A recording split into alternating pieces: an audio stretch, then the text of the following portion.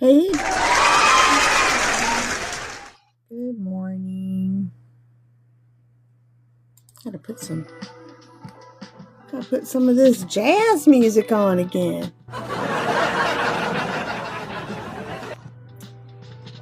Oh, it's been a day. Good morning, Pam. Good morning, good morning, good morning, everybody.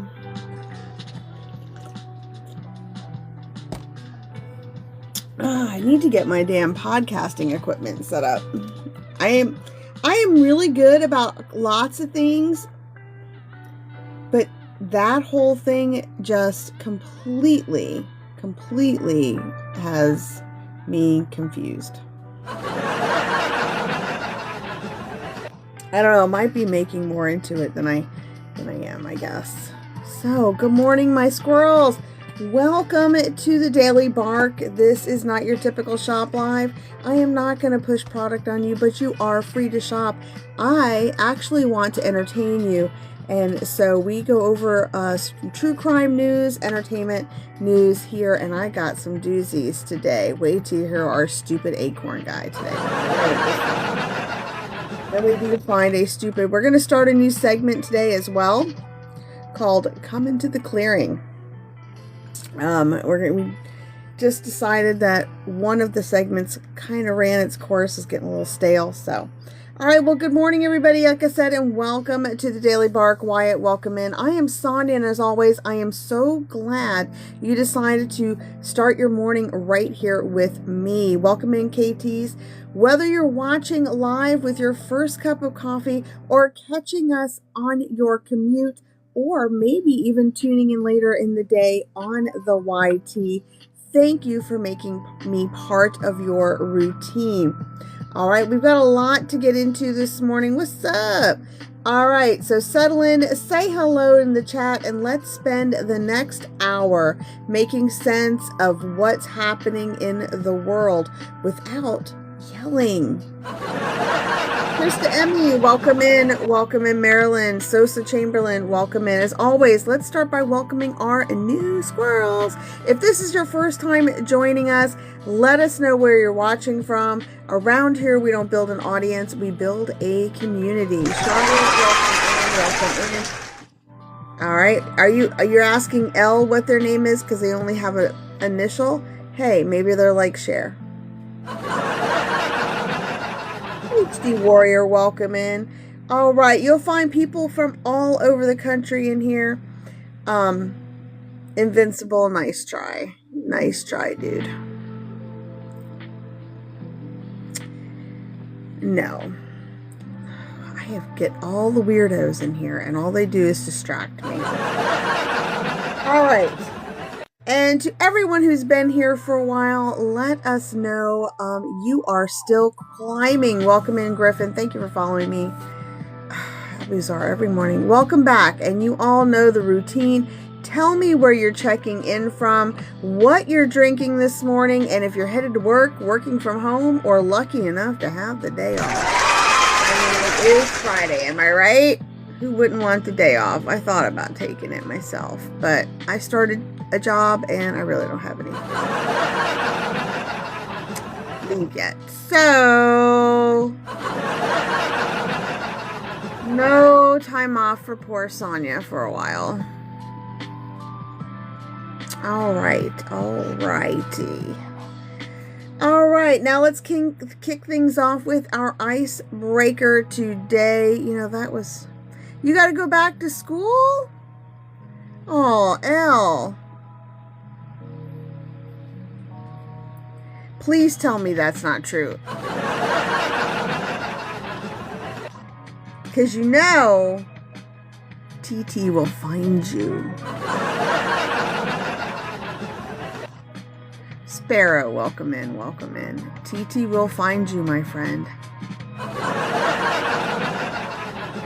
I got that geolocator on your phone. Yeah, I would.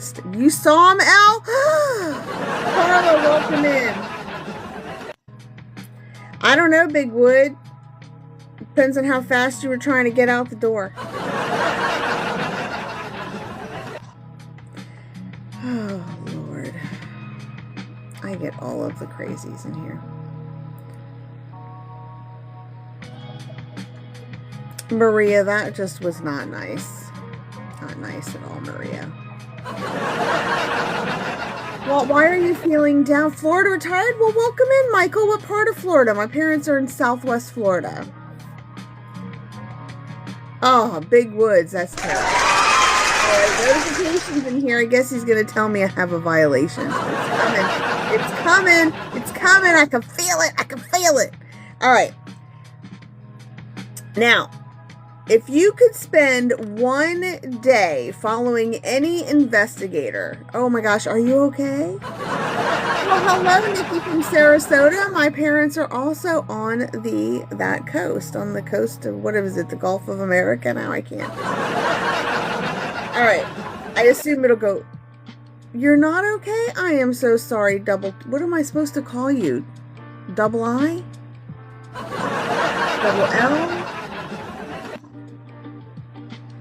Frosted Sweets, welcome in. Celestial Panda, welcome in. All right, if you could follow one person all day, an investigator, a detective, a journalist, or an attorney, to see what their job is really like, who would you choose and why? I would love to follow a cop around for a day. I'm just saying, I would love it. All right, would you want to spend your day inside of a homicide unit, sit next to a prosecutor preparing for trial, following an investigative reporter chasing a big story? Welcome in, Angie. Or maybe shadow a judge to see what happens behind, yeah, me too, Dawn, behind the scenes before they ever step into a courtroom. I have a feeling we're going to get some interesting answers on that one. You know, one of the things I love most about this community is that we don't stop at just the headline. It's easy to react to a news alert or a social media post, because I saw some crazy things on truecrimes.com today. Some of the stories will literally make your head spin. I'm King Diamond, welcome in, welcome in. You guys, I am so excited. This just shipped out to me, and I cannot wait to get it. Now, I got the black one. I cannot wait to get this because it's going right there. That's where it's going. Why is it going there? Because that one, the light works and the fan does not. I don't know why or when it stopped working. It wasn't working when I moved my office out here. So the one over there does. My husband said to get two, but I think that's overkill. I don't need to have two of those. So it's got a speaker, lights, fan. I mean, what more do you need in there? And it's not just any light. It's got the neon shit that I just love, love, love, love, love, love. We've got another full show ahead today. Bub W, welcome in. We're looking at a major legal decision involving the Department of Justice and the press. We've got, oh, thank you, darling. I don't even know what I did with my book, Angie. Where's my book? Where's my book? Here it is. Here it is. I got you, Ange.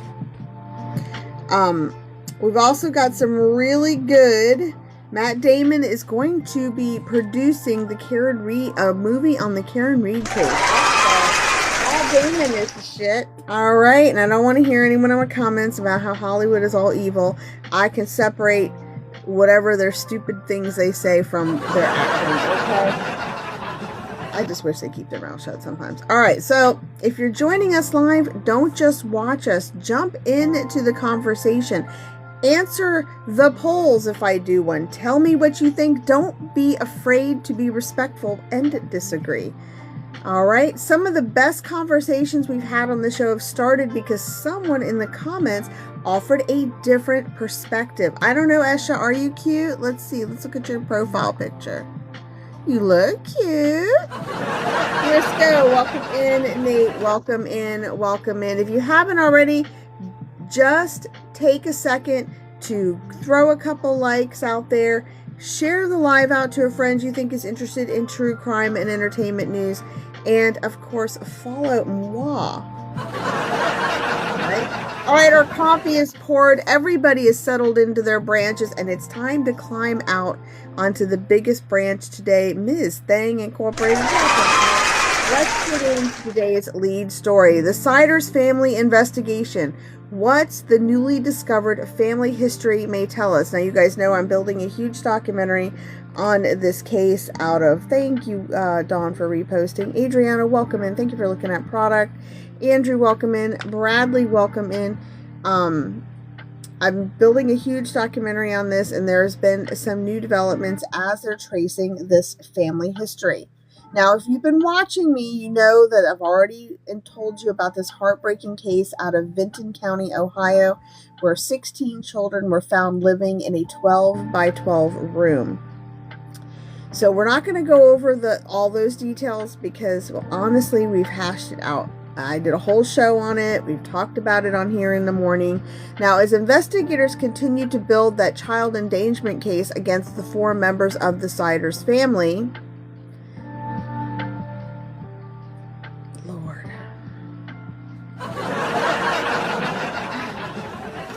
attention is now expanding beyond the conditions inside the actual home. Thank you, Adriana, for following me.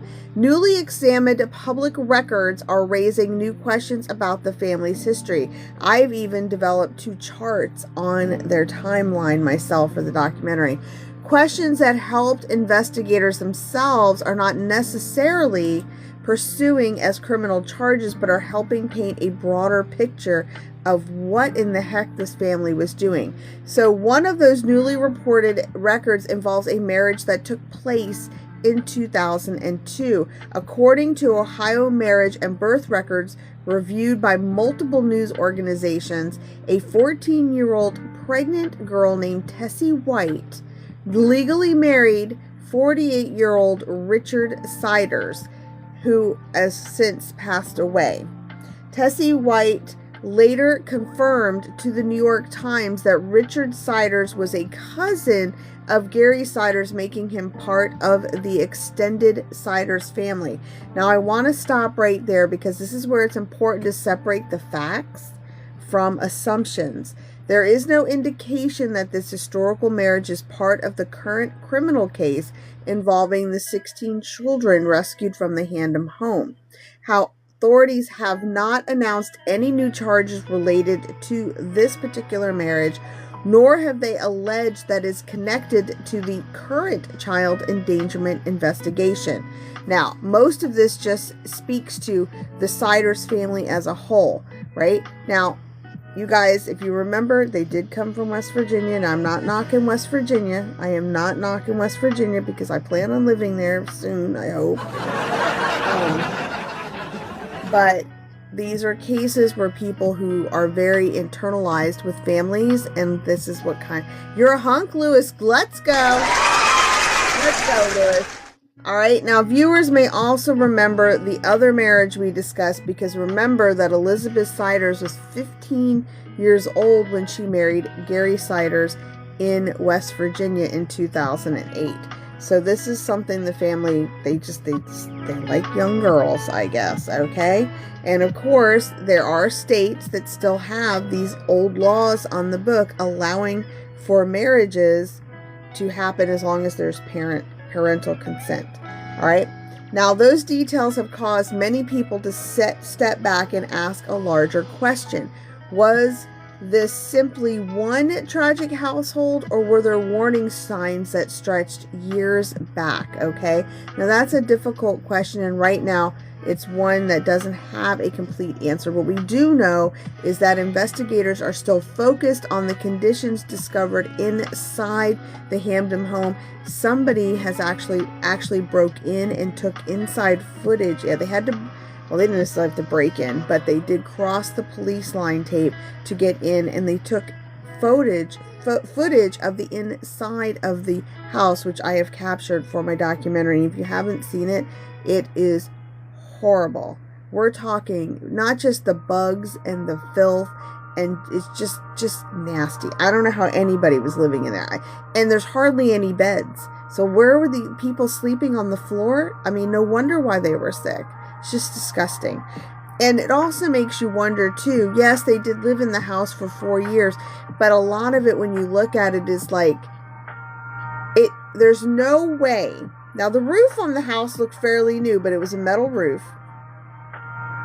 So it makes you wonder, was that, the roof may have just been put on, but it makes you wonder, like, the ceilings are falling in on this house, like inside the house. Like, houses don't get like that in 4 years. I mean, I guess they could, but that's a lot of disrepair for 4 years. So it makes, that's why originally they thought they were squatting in the house. People had originally thought they were squatting, but no, they actually had a lease and were paying rent. And so, I mean, was the the house already in deplorable conditions when they rented it? I mean, there's a lot of unanswered questions there.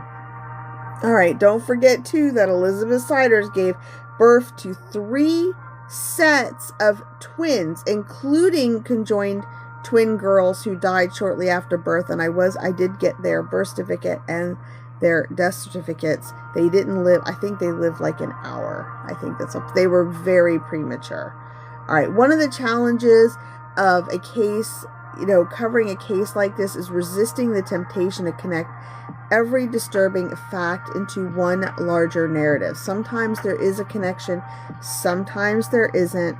Our job is to report what's been verified, explain what investigators have actually alleged, and be honest about what we simply don't know yet. So I have a lot. I mean, there's so many unanswered questions.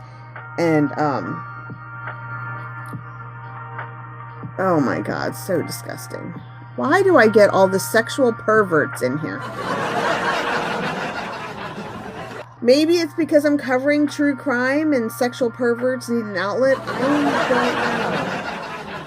know. All right, you guys. One thing I've learned about covering cases like this is sometimes investigators uncover more than evidence. They uncover family history, and history doesn't explain why something happened, but it could help us understand how a situation was allowed to continue for so long. All right, what fell out of the tree overnight? All right, let's see what fell out of the tree overnight. Well, we're going to move away from our lead story and take a look at what else fell out of the tree overnight. International Criminal Court votes on its chief prosecutor. While most Americans don't follow the International Crime Court on a daily basis, what's happening this week is historic.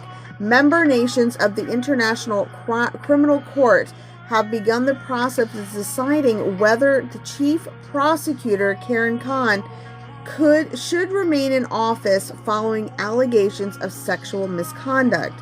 Khan has denied the allegations, but the controversy has created uncertainty at one of the world's most powerful international legal institutions.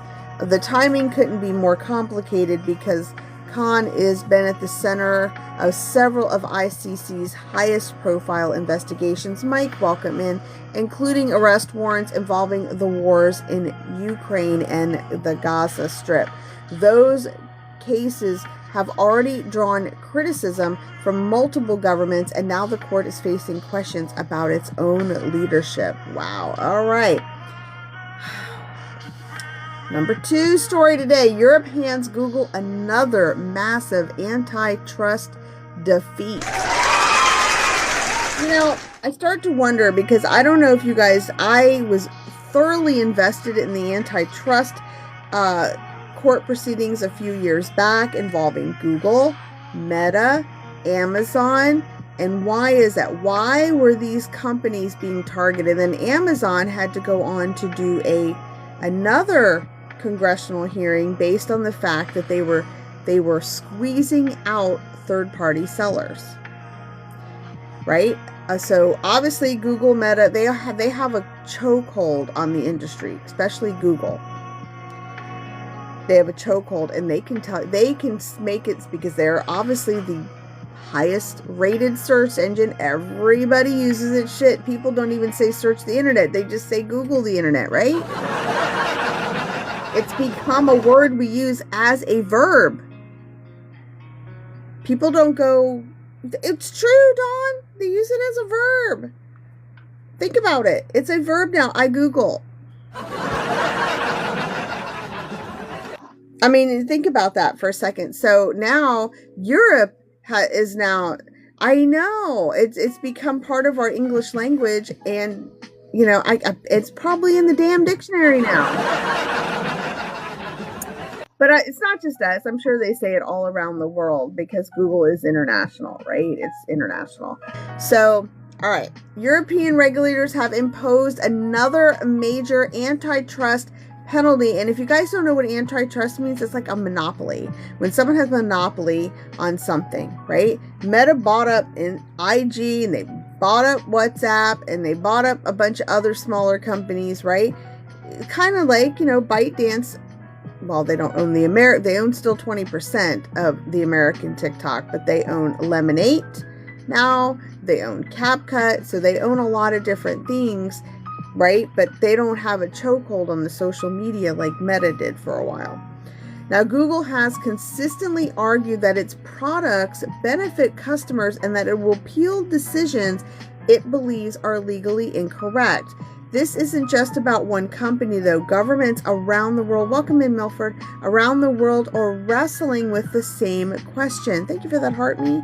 At what point does a successful business become too powerful? Right? I told you Amazon had been choking out third-party people by offering the same products at a lower price so that third-party people weren't making any money. So that's what it means by antitrust, right? If you guys play Monopoly for a while. Right? The answer should shape how search engines, online advertising, artificial intelligence, and digital marketplaces operate for years to come. Now, why does this matter? Decisions made in Europe often influence regulations adopted elsewhere, including in the US. Should governments do more to regulate big tech, or should the market decide who succeeds, right? Obviously, we all use Google. That's why they succeeded, right? How many of you used Yahoo back in the day? Or AOL? Right? But then Google came out and everybody said, okay, that's what I'm using now. Shoot, I used to use this one called, what was the one with the butler? Ask.com? Yeah. Ask.com. Right? But, and those search, let me see. You're going to make me look. I'm going to see right now. Ask.com still out here? Let's see. Jeeves the butler? Yep, gone. Bye-bye. Ask.com? Oh my God. Ask.com. CompuServe, that's another good one. Ask.com actually closed its doors on May 1st, 2026 this year.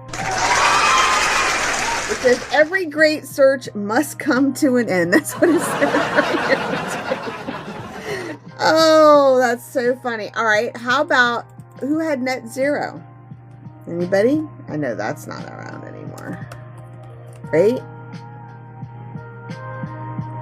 Okay, Net Zero has services now. What's it? Net Zero? What was it called? I used that one too. Net something.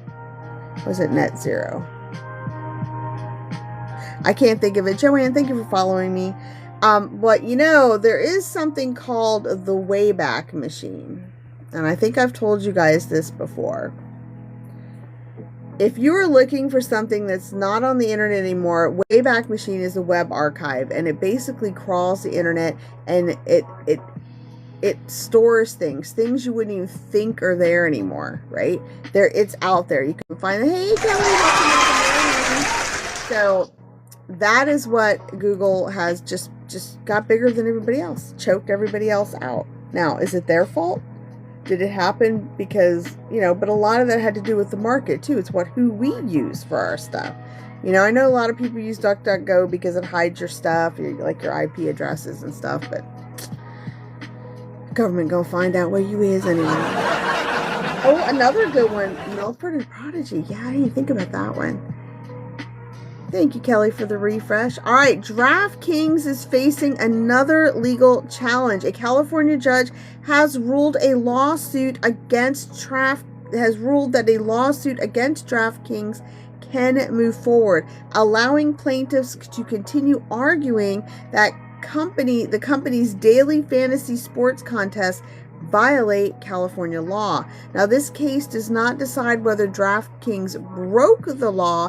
Instead, the judge determined that the legal claims deserve to be heard in court rather than dismissed at this stage. DraftKings has maintained that its contests are a game of skill and has defined the legality of its business model.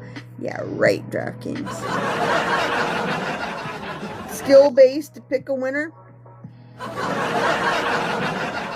I ain't gonna lie, you guys. I think I told you guys this. The last time I went to the casino, I decided to start betting on the ponies. Well, your girl here used AI. I ran all of the stats for all of the races on all of the horses through AI, and guess what? It picked every winner but one. So your girl made a little moolah that night. I didn't bet a lot. I know. Either is he. But I'm going to tell you, I ran those horse stats through AI, and it gave me all the winners except one long shot won, and I think it was like 9 races that night. And I was like, I was walking up to the counter like I was big shit. Now, I didn't bet a lot of money because I didn't want to, it was a theory I wanted to test first. So next time I go, I may bet a little bit more money, but we'll see. But I ended up winning like about $300 or something out of all my bets. So it's pretty cool. You did that, Kelly? Ran it through AI? You guys, it is so funny. So my husband wanted this fishing thing, right? Vinny, stop. Thank you for sharing the live. He wanted to get a fishing kayak, the kind you sit on top, not inside, with the motor. He wanted to get a motor and all that stuff. Well, I told him I would get him one for Christmas. But, of course, he can't wait. So he decided to look, and he found one on Marketplace. But it was in Pennsylvania, so we went and get it. But he was like, I don't know if this is a good deal. And the woman listed all the stuff, had all the pictures and all this stuff.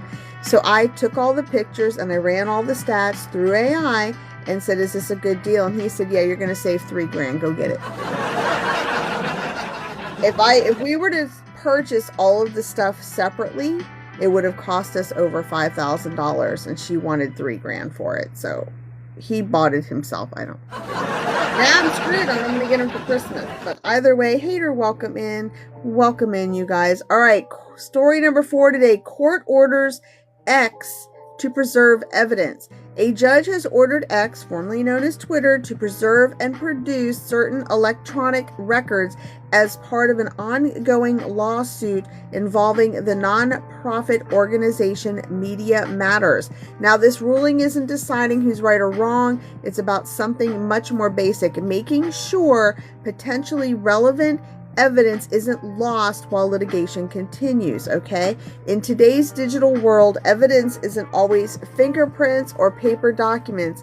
It can be deleted.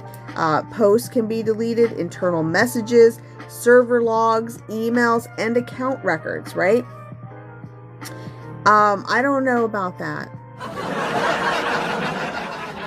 Only because we're talking about X here, okay?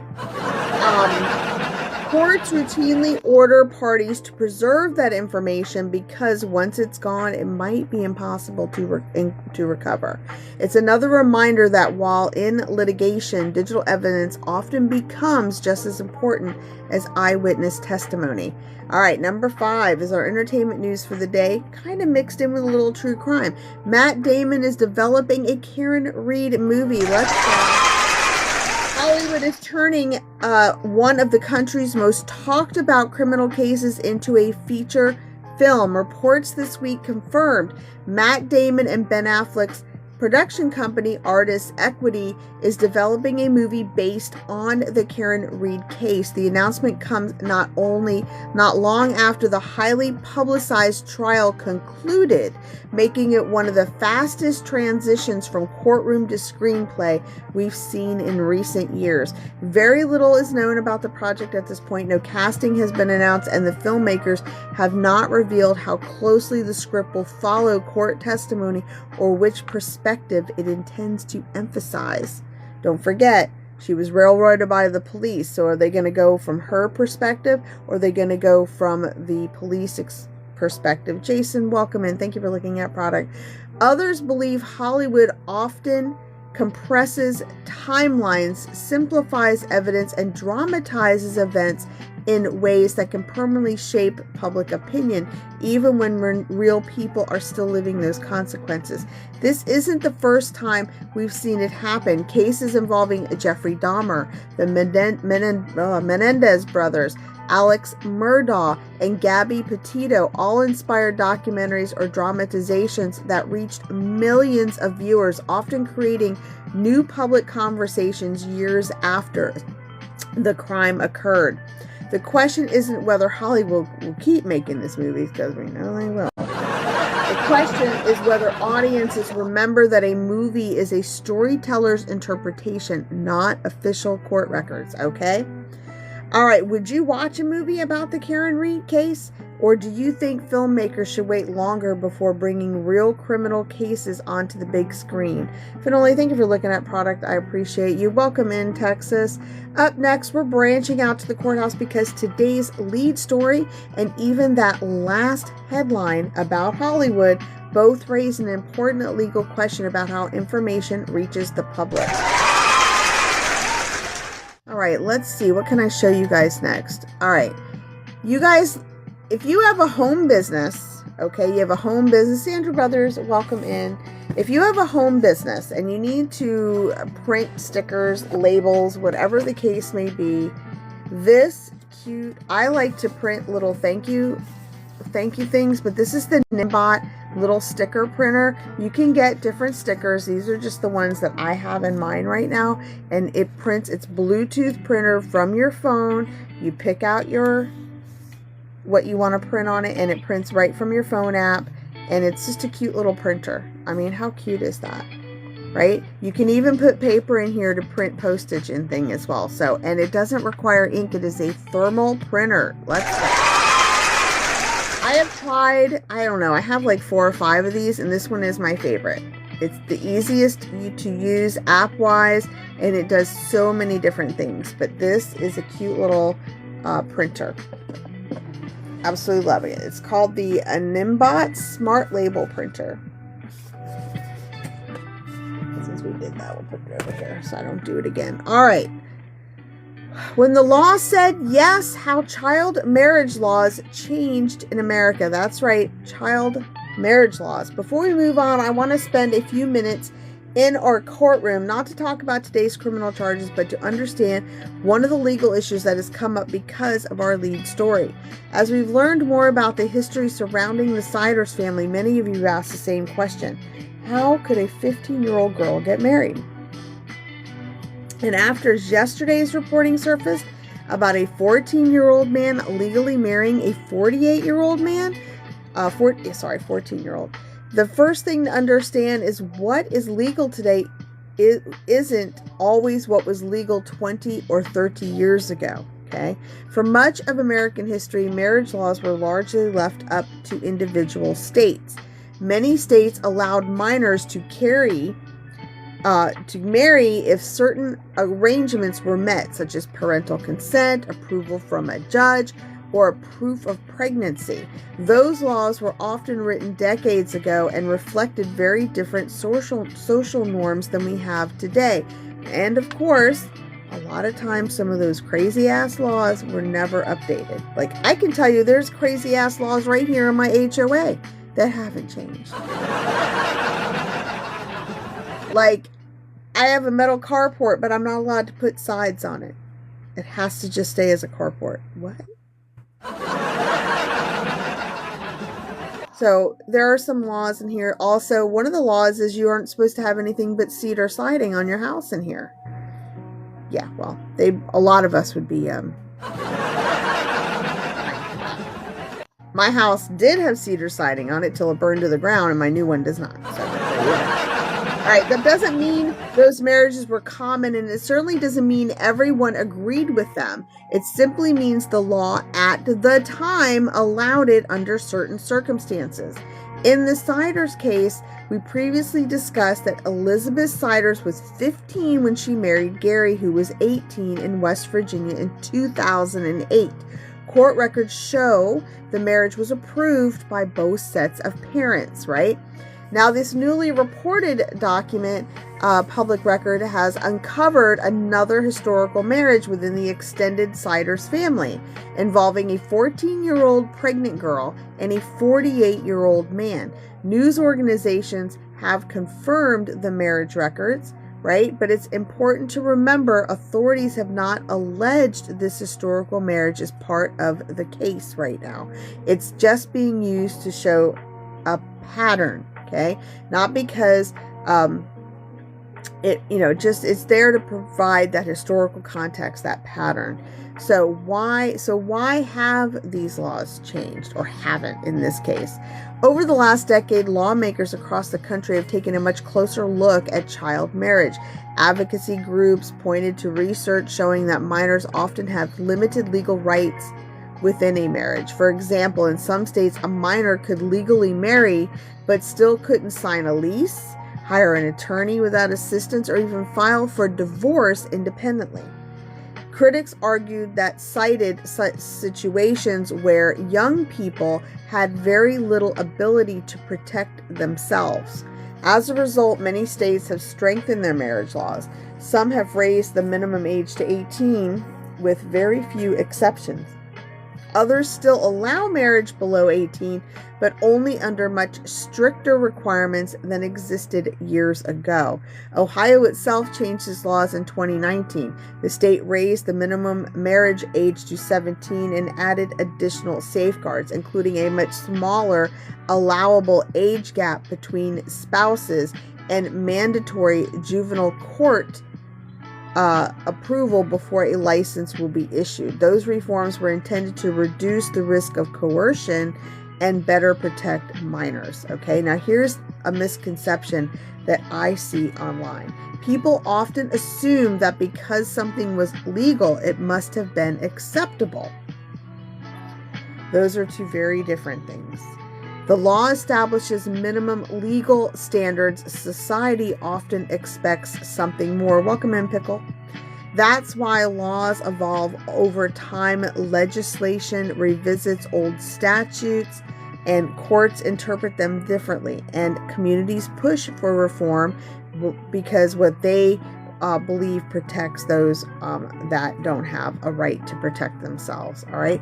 But from a legal standpoint, it's also important to stay focused. The charges currently facing the Siders family involve child endangerment and the alleged conditions inside of the home. Prosecutors will have to prove those allegations using evidence related to those charges, not based on the public reaction to these marriages. Okay. Do you think every state should set 18 as the absolute minimum age for marriage with no exceptions? Dulce, welcome in. Or should judges still have the ability to approve rare exceptions under certain circumstances? One thing history teaches us is that law are living documents. Every generation looks back at something the previous generation accepted and says, we can do better than that. The real challenge is making sure we don't wait decades to recognize when a law needs to change. All right, you guys, we're going to be moving on today to a new segment called The Clearing. All right. Before we hand out our Darwin Award, because this one's a doozy, not as good as parkour yesterday. Good morning, Alicia. I'd like to spend a few minutes with you here in The Clearing. If we've taken a nice walk through the woods, you know that eventually we come to a place where the trees open up, the noise fades away, the trail levels out, and just for a little while you can stop looking at what's directly in front of you and finally see the whole forest. Okay, that's what this segment is for.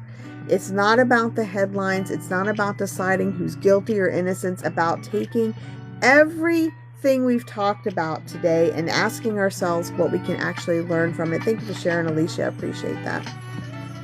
I didn't even share it out today. I was running late.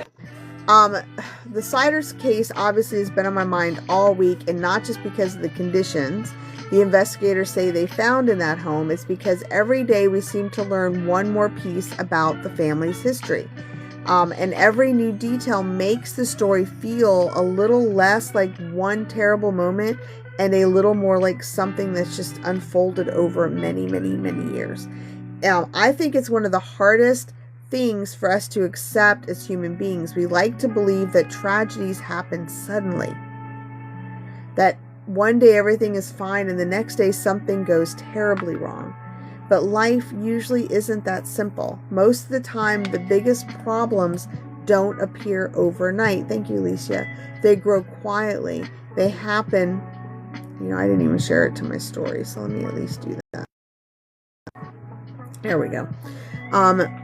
They happen one decision at a time, one missed opportunity at a time, one person deciding not to ask a question because they're afraid that they'll be wrong, or because they assume somebody else already has, right?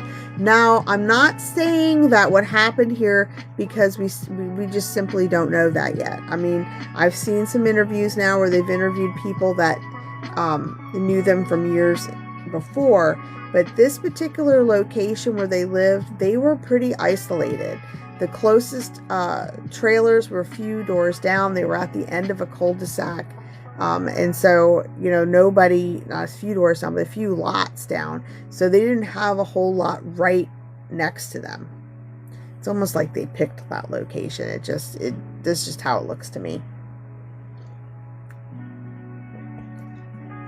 And somebody just recently purchased the last house they were in, and they interviewed the guy because obviously he's gutting it and some other things. Ange, welcome in. And he was saying that house was deplorable.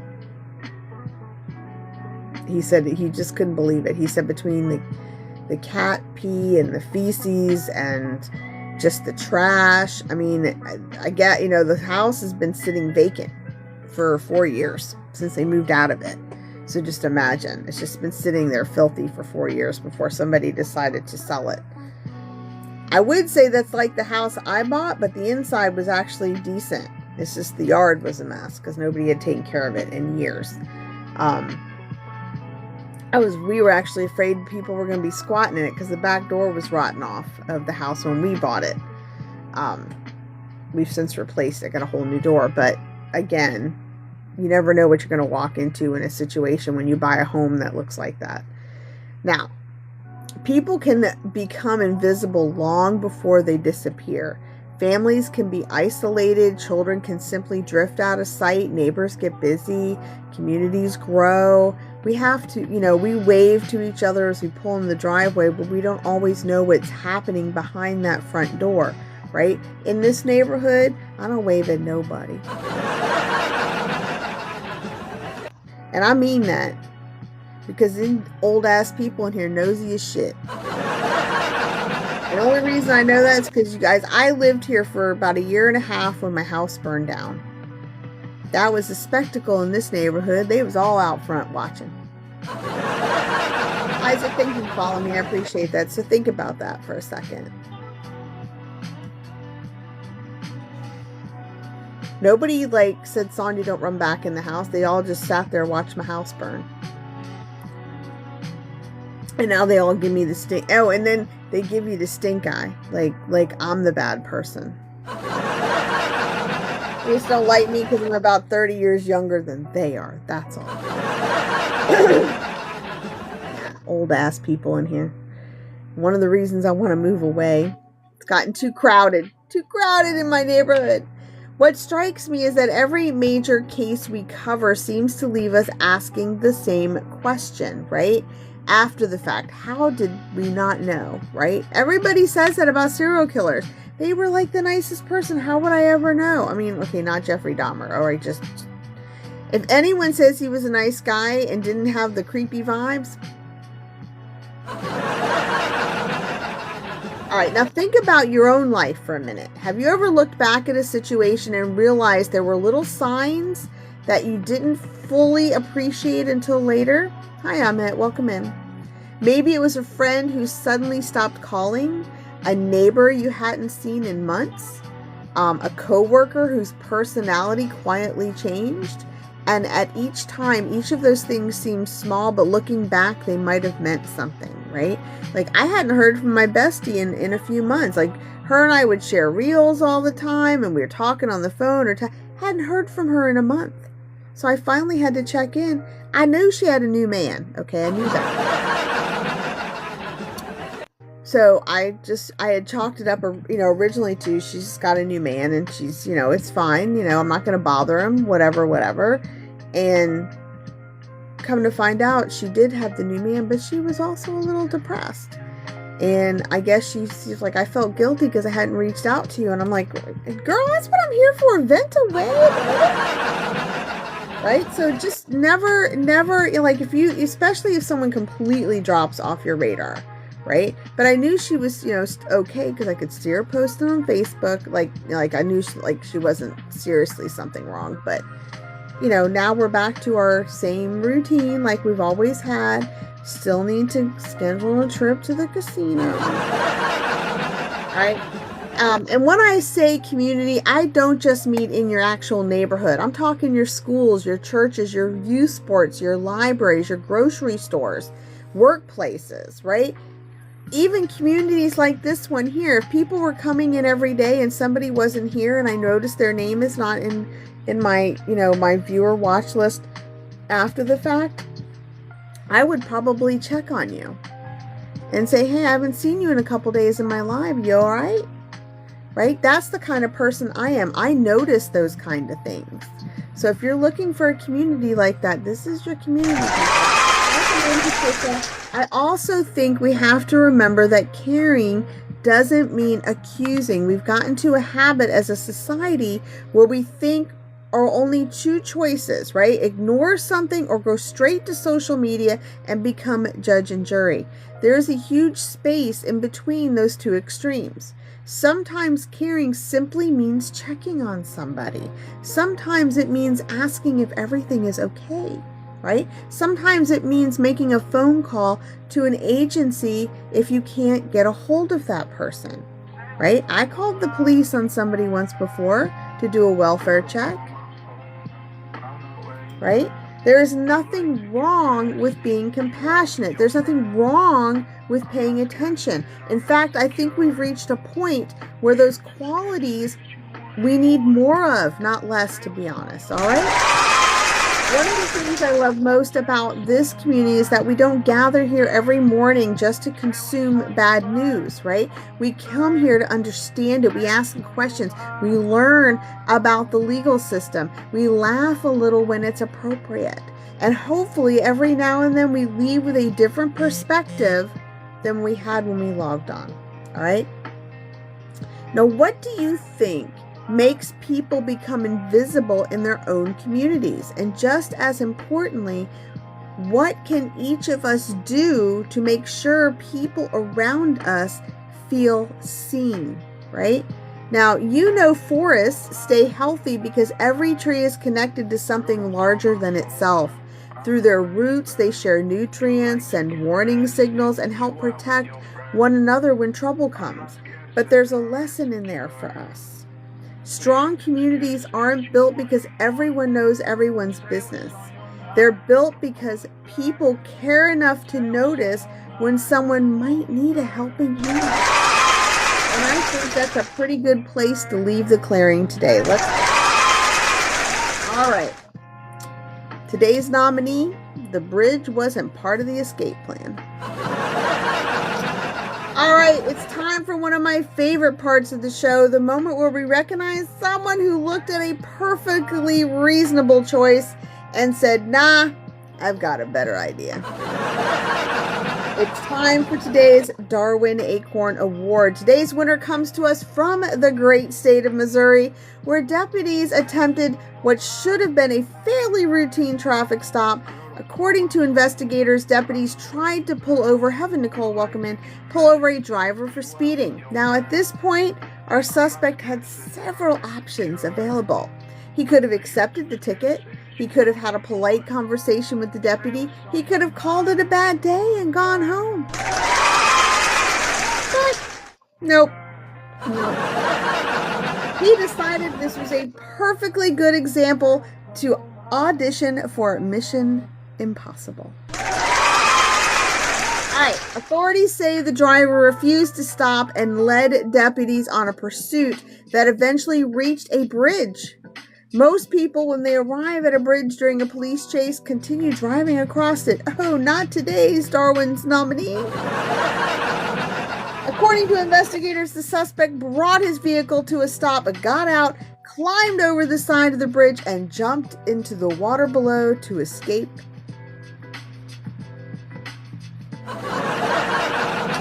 Now, I don't know what his plan was after that, but maybe he thought deputies would stand there, shrug their shoulders, and say, well, he got wet. Guess that's the end of it. Unfortunately for him, that is not how law enforcement works, right? Emergency crews responded, boats were launched, and deputies quickly located him in the water. Authorities say that once he got back to shore, he allegedly made another questionable decision by resisting officers, adding more charges to his already bad day.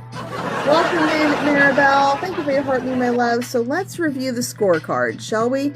You started with a speeding stop. You added a police pursuit, then a bridge jump, then a water rescue, then, according to investigators, an alleged assault on law enforcement. That's not an escape plan, my friend. That's a resume for poor decision making all day long. All right? And here's my favorite part, you guys. Imagine explaining this to your cellmate.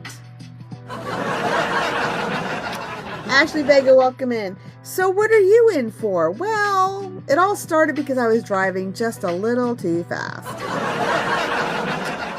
Folks, if your attempt to avoid one traffic stop ends with firefighters, deputies, rescue crews, soaking wet clothes, and a stack of felony charges, I can safely say the math did not work out in your favor. All right, 5 out of 5 acorns for this imbecile. This wasn't just a bad decision. It was a series of bad decisions that somehow kept getting worse every decision he made. Thank you for sharing the live. I appreciate that, Maribel. All right, what's the moment where this escape plan officially went off the rails? Refusing to pull over? Stopping on the bridge?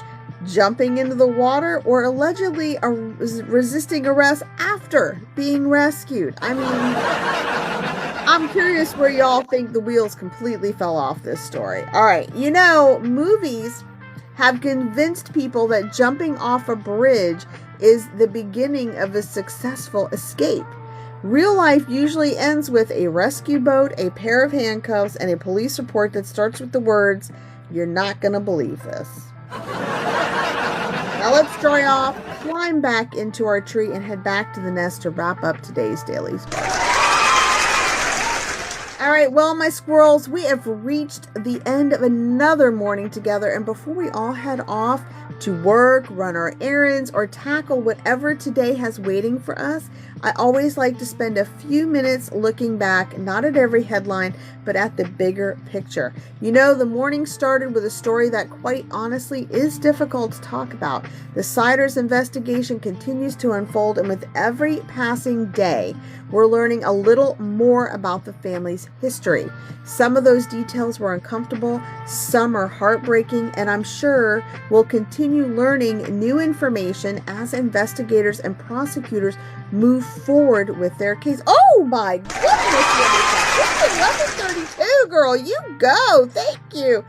He is spitting out that fire, man. I love it. He was so cute.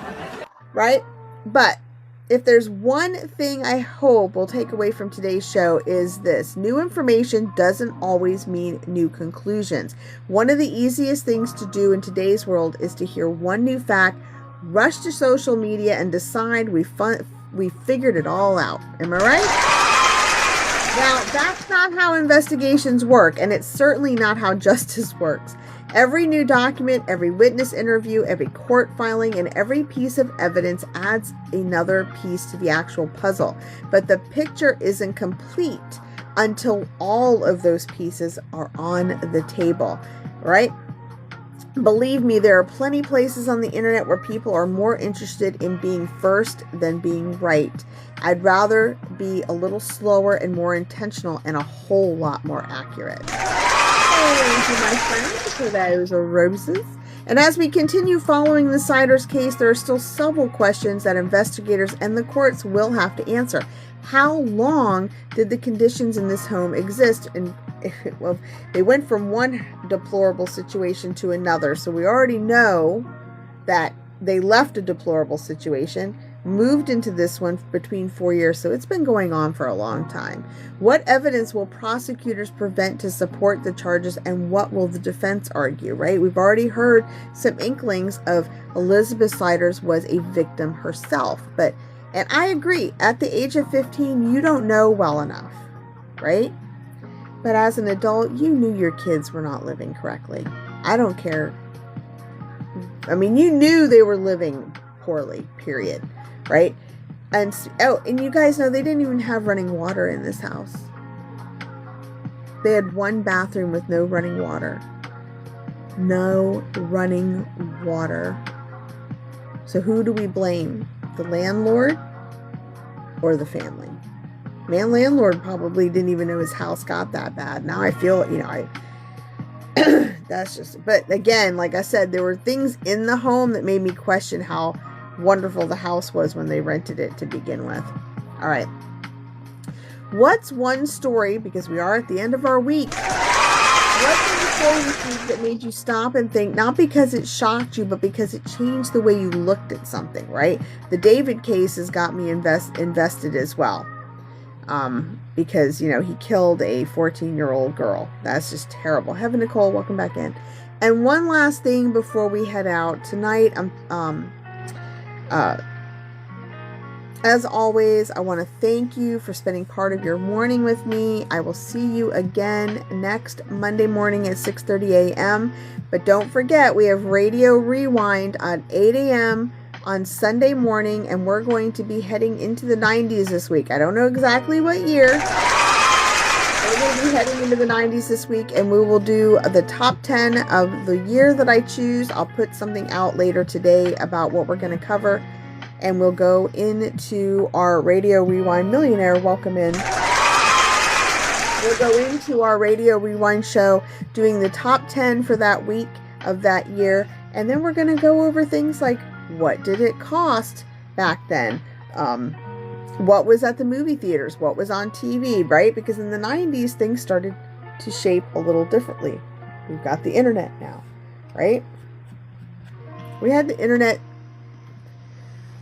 I want to thank you, Sassy, for your heart. And I want to thank the internet. Let's see, was a junior in high school? No, a junior in high school when the internet first came out. So that would have been 87. So now we're in the 90s, so we're going to see how that all pans out. Sunday at 8 a.m. Eastern Time, guys. All right, thank you for bringing your thoughts, your questions, your kindness, and yes, occasionally your disagreements. Those conversations make this community stronger, and I'm grateful for every single one of you. If you enjoyed today's show, do not forget to like, follow, and share it with someone who appreciates thoughtful conversations about true crime and the justice system. It really does help our little community grow, and I can't thank you enough for helping us welcome new squirrels into the truth. Yes, you are. So for you, if you come Sunday's show, it's 7 in the morning, okay? Remember, you guys, the headline is never the whole truth. Until next time, keep asking questions, keep showing kindness, and I will see you back here Monday morning for another edition of the Daily Bark. You guys have a very blessed weekend. If I don't see you on Sunday, hopefully I'll see you back here on Monday morning. And you guys have a great weekend and a blessed one. And thank you again for being here. You guys have a great day. Talk to you later. Bye.